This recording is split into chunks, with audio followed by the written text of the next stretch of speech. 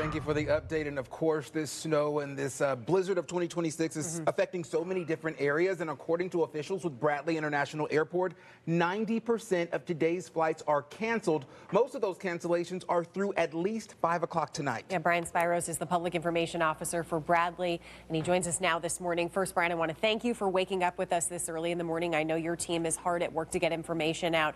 So I'm curious if at any point Bradley will be closing at this point. We've heard reports of other airports that are shut down until about 8 p.m. Is that going to be the same for Bradley? Well, good morning to you guys. So the airport is open right now, and our goal is to always keep the airport open and operational.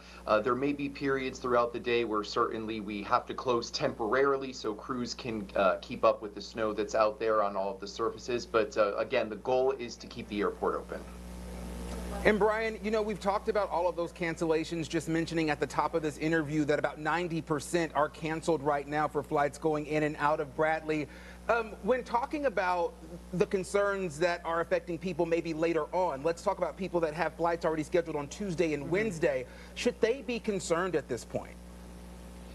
So whenever we see a storm like this, there are those residual delays and cancellations that happen in the days to follow. Once the storm stops, everything just doesn't go back to normal. The airlines will need to start bringing aircraft in here to Bradley so that they can operate departures. As a matter of fact, that's why you only see about a little more than 90% of the flights are canceled for today, because there are some arrivals that are still scheduled for later tonight, and that would be the airlines trying to get aircraft in here so that they can operate some of those flights on Tuesday morning. But anyone who is traveling really Tuesday even into Wednesday, they should be checking the status of their flight before coming to the airport, because again, we can see some of those residual impacts related to the storm. And if our viewers have a flight that was canceled, what should they do? So they most likely were already notified by the airline, but the airlines are the ones that decide to cancel flights. It's not the airport. So if there is a cancellation, they should be working directly with the airline to try to reschedule or to rebook and find out what their options are.